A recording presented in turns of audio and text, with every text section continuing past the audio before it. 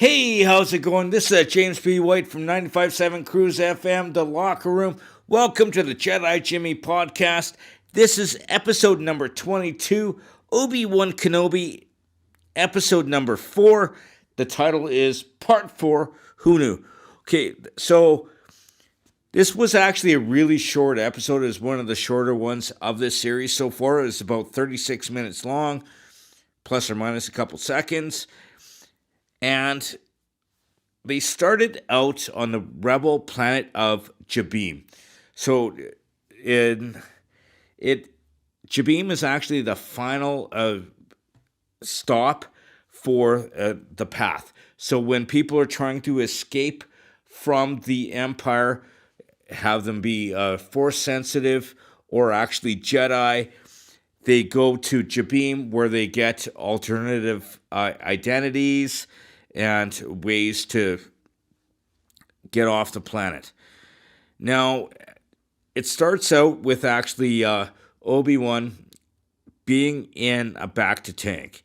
Now, throughout the series, dealing with the Star Wars spin-offs, the bacta tank has shown up a couple of times, as well as in the original movies. So, in Empire Strikes Back, Luke actually was in a bacta tank that basically helps you heal. That was during Empire Strikes Back when he was on the planet of Hoth, where he got stuck in the snow. Then on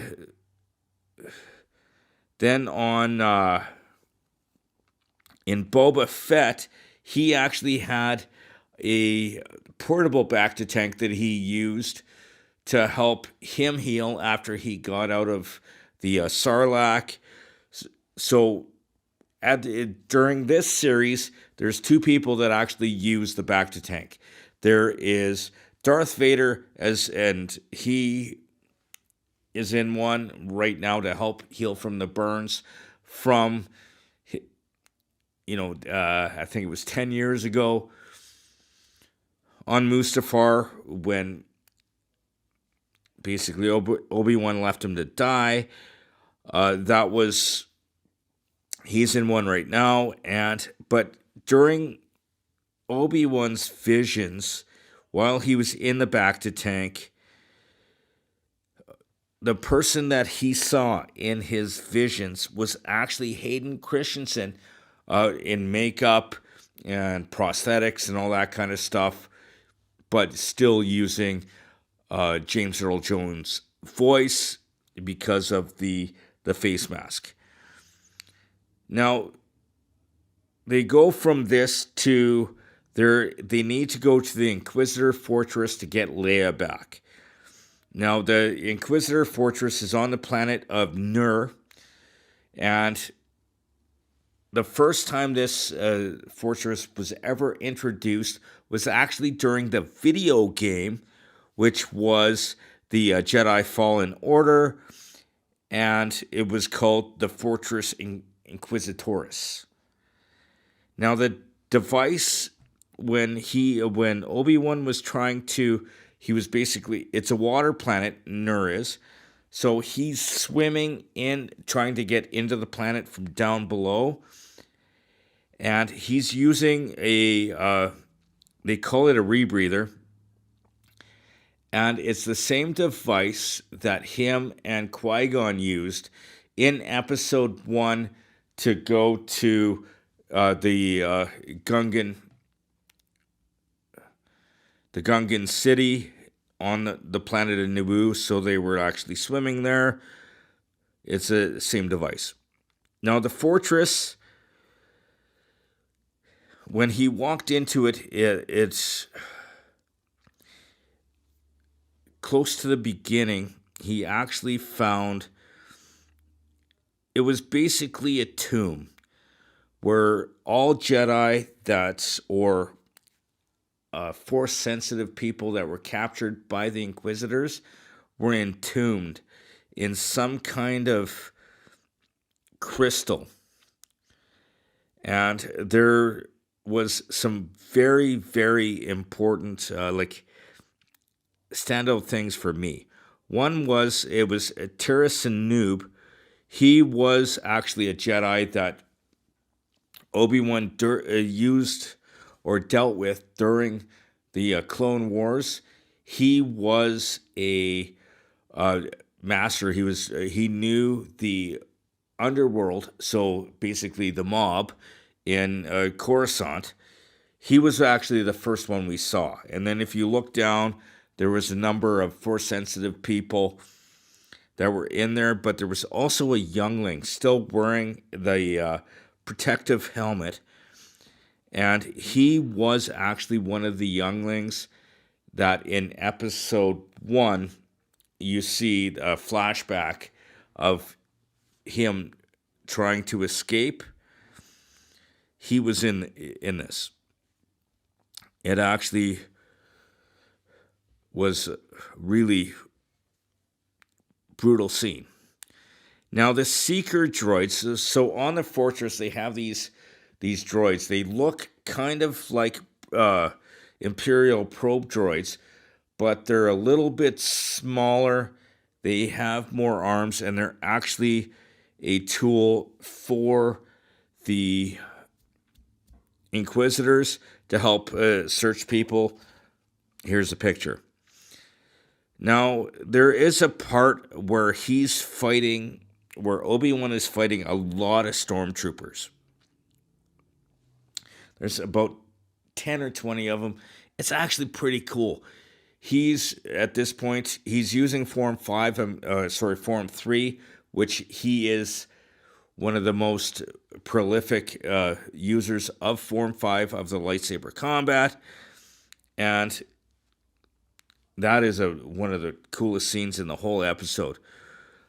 But they introduce a new type of trooper that you've never seen in any Star Wars universe, either the animated or the live action.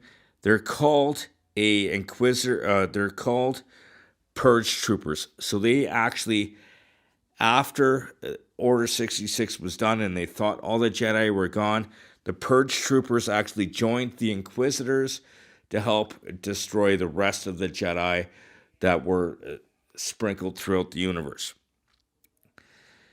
Now, if we go a little bit further, the speeders that actually helped Obi-Wan, Tala, and Leia escape were actually T-47 airspeeders. You may have seen them before. Empire Strikes Back, they were called snow speeders. So actually in Empire Strikes Back, Luke Skywalker actually was, his code name or call sign was Rogue One. They were the snow speeders on the planet of Hoth that he was able to use the grappling hook to take out the legs. So exact same style speeder. Now Vader and the Inquisitors are searching for the path, which is the underground to help Jedi escape from the grasp of the Empire. So anybody who's a Jedi or Force sensitive, the path is basically an underground to get them to a central location, which is on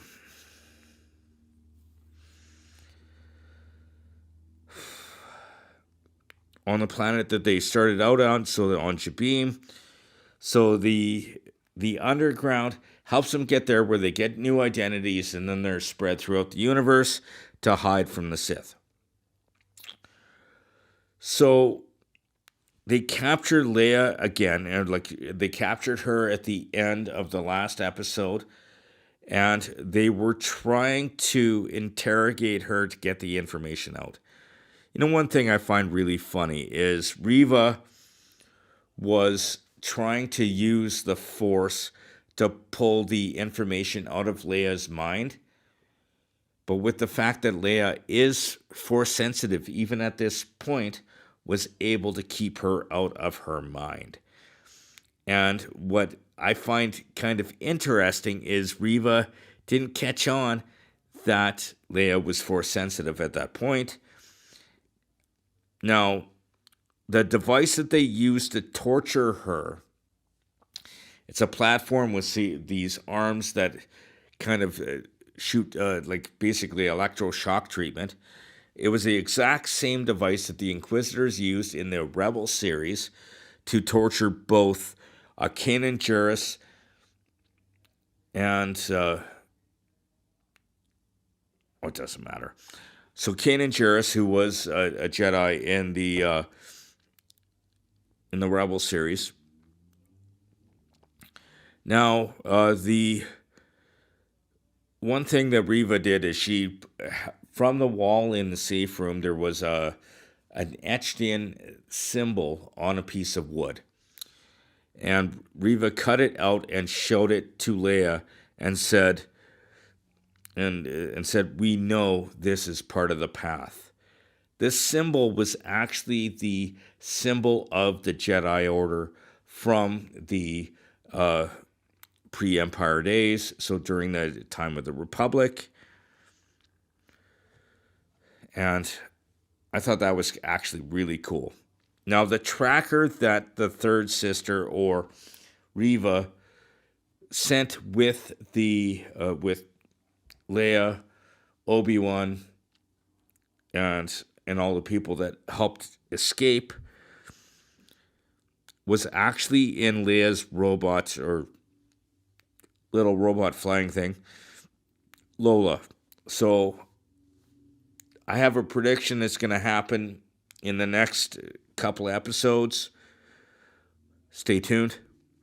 Now, at this point, there was no new lightsaber that was actually added to this one, so I can't really explain any two lightsaber types. But the lightsaber form was actually, Obi-Wan was badass when he was fighting against the troopers, the purge troopers, and using the Force to hold the window from collapsing when they were underground. He used Form 3, which is Ceresu.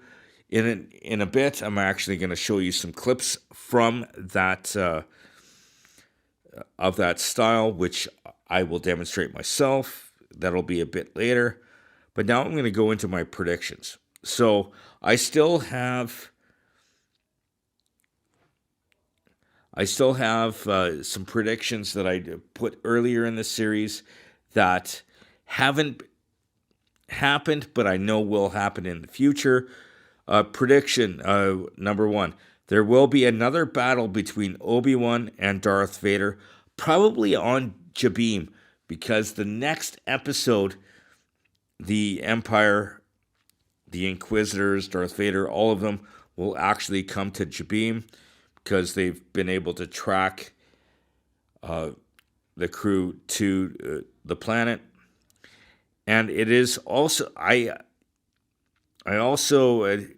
it's almost, as I said, a guarantee that they will be there. I still think that Quinlan Vos, he's one of the old Jedi from the time of the Clone Wars. He's a tracker, all that kind of stuff. They teased him in the last episode. He is going to show up before the end of the series. I look forward to seeing that. And I also think that by the end, probably in the last episode, which is episode 6, Darth Vader will kill Reva, because Obi-Wan and Leia will actually escape their grasp, and Reva will die at the hands of Darth Vader. As well as another prediction I have is the Grand Inquisitor is actually not dead. Even though Reva rammed a lightsaber through him, the dark side has some weird tricks to it to regenerate life, as we saw in the Rise of Skywalker with the Emperor coming back. At this point, as far as I know, I have made no mistakes in my predictions or any of the stuff I've described in previous episodes. If you do see any mistakes I have made, please let me know. My favorite quotes from the episodes so far. So episode 1, Jedi cannot help it. They can't help what they are. Their compassion leaves a trail. The Jedi code is like an itch. He can't help it. That was from the Grand Inquisitor in episode 1. Episode 2, you think the less you say, the less you will give away, but really the opposite is true. That was actually said from Leia to Obi-Wan in episode 2.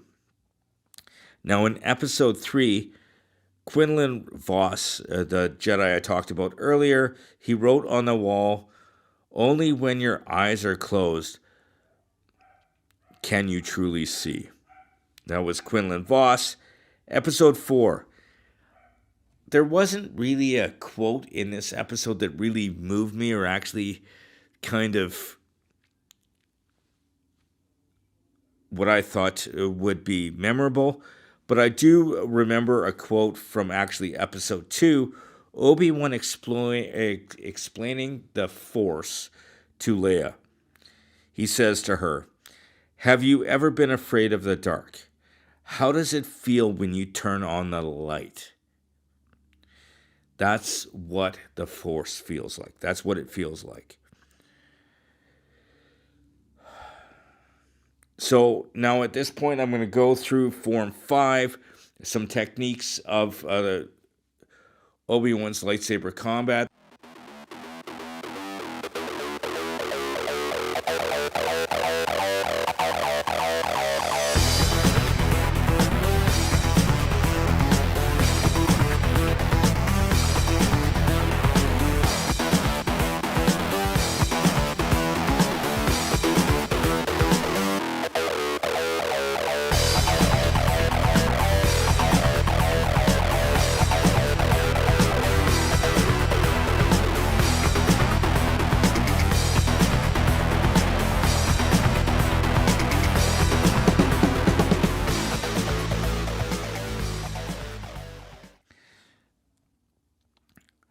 Now, in this episode or previous episodes, if you've seen any mistakes I've made, either predictions or something I explained wrong or whatever, please comment or send me a message and I will deal with it in the future.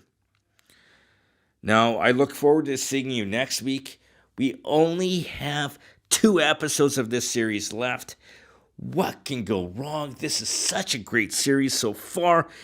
It's exceeded all my expectations. And so the next episode will actually deal with episode number 5. Woo! Yeah, baby. Now, I really do need to thank all my sponsors. A huge thanks to the Dean Blondell Network on deanblondell.com, where you can find my podcast and many others. And so go there to find your podcast. I need to thank them. As well, I need to thank my good friend Army Chris, Fire for Effect Productions. Also, I like to call it Fire at Will Productions. What can go wrong? He has the setup for me. We get her done. I look so forward to seeing you next week. May the Force be with you. Always.